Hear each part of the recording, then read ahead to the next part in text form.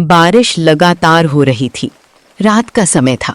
एक पुरानी बस गांव के बाहर आकर रुकी और उसमें से 15 साल की मिश्री नीचे उतरी। मिश्री पहली बार अपनी नानी के गांव आई थी। शहर की चंचल लड़की जिसे गांव की हर चीज नई और मजेदार लग रही थी। नानी ने उसे प्यार से गले लगाया। मामा मुस्कुराते हुए उसका सामान उठाने लगे, लेकिन उसकी मामी बस हल्की सी मुस्कुराई। उस मुस्कान में अपनापन कम, कुछ अजीब ज्यादा था। घर बहुत पुराना था। लंबे अंधेरे गलियारे, लकड़ी की पुरानी सीढ़ियां और घर के पीछे एक बंद पड़ा कुआं।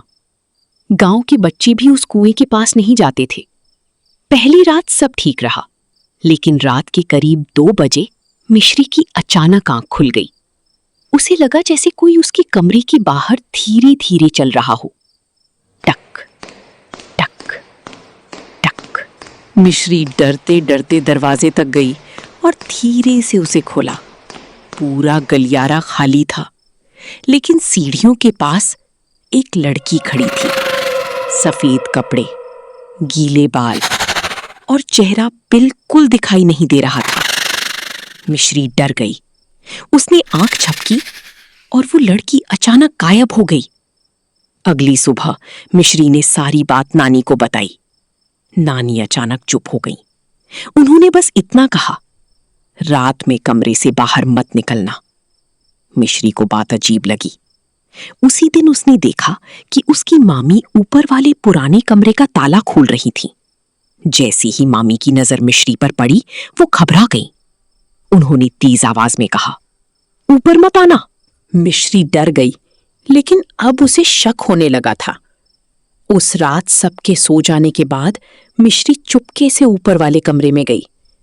कमरे में बहुत धूल थी। चारों तरफ पुरानी तस्वीरें, टूटे खिलौने और मकड़ी के जाले। कमरे के कोने में एक पुरानी अलमारी रखी थी। मिश्री धीरे धीरे उसके पास गई और अलमारी खोली। अंदर एक पुरानी डायरी रखी थी। मिश्री ने कांपते हाथों से डायरी खोली। पहले पन्ने पर लिखा था, अगर ये डायरी किसी को मिले तो समझ लेना मैं मरी नहीं थी। मिश्री के हाथ कांपने लगे। तभी अचानक धड़ाम, कमरे का दरवाजा अपने आप बंद हो गया। कमरे में ठंडी हवा फैल गई और फिर किसी लड़की की धीमी आवाज सुनाई दी, उसे सच मत पता चलने देना। मिश्री डरकर पीछे मुड़ी, लेकिन वहां कोई नहीं था। अचानक उसकी नजर अलमारी के शीशे पर गई और उसकी चीख निकल गई। शीशे में एक लड़की दिखाई दे रही थी। सफेद कपड़े, पीला चेहरा, काली आंखें और सबसे डरावनी बात, वो लड़की बिल्कुल मिश्री जैसी दिख रही थी। मिश्री चीख पड़ी। नीचे से उसकी मामी दौड़ती हुई ऊपर आई। उन्होंने तुरंत मिश्री के हाथ से डायरी छीनी और गुस्से में बोली, तुम्हें ऊपर आने से मना किया था ना। पहली बार मिश्री ने मामी की आंखों में डर देखा। उस रात मिश्री बिल्कुल नहीं सो पाई। आधी रात को उसे फिर वही आवाज सुनाई दी, छन छन छन। इस बार आवाज घर के पीछे वाली कुएं से आ रही थी। मिश्री धीरे धीरे बाहर गई। बारिश तेज हो चुकी थी। कुएं के पास पहुंचते ही उसकी सांसें रुक गई। कुएं के किनारे वही सफेद कपड़ों वाली लड़की खड़ी थी। वो धीरे धीरे मिश्री की तरफ मुड़ी और कांपती हुई आवाज में बोली, भाग जाओ, वरना अगली लाश तुम्हारी होगी। मिश्री डरकर पीछे हटने लगी।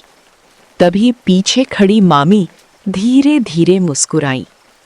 उन्होंने धीमी आवाज में कहा, तुम्हें भी वही दिखने लगा, मतलब अब तुम्हारी बारी है। मिश्री कांप गई। अचानक कुएं के अंदर से किसी लड़की के रोने की आवाज आने लगी। मिश्री ने डरते डरते कुएं में झांका और उसकी चीख निकल गई। कुएं के अंदर पानी में एक लड़की की लाश तैर रही थी और वो लड़की बिल्कुल मिश्री जैसी दिख रही थी। तभी पीछे से मामी की आवाज आई, अब समझ आई मैं तुम्हें यहां क्यों लाई। मिश्री डरकर पीछे मुड़ी ही थी कि अचानक किसी ने उसे जोर से धक्का दे दिया। मिश्री चीखी, मामी। और अगली ही पल वो सीधी कुएं के अंदर गिर गई। चारों तरफ सिर्फ बारिश की आवाज गूंज रही थी। लेकिन सबसे डरावनी बात ये थी, अगले दिन मिश्री की लाश कभी मिली ही नहीं। आखिर कुएं में मिश्री जैसी लाश किसकी थी? और मिश्री के साथ उस रात सच में क्या हुआ? पार्ट 2 में पता चलेगा।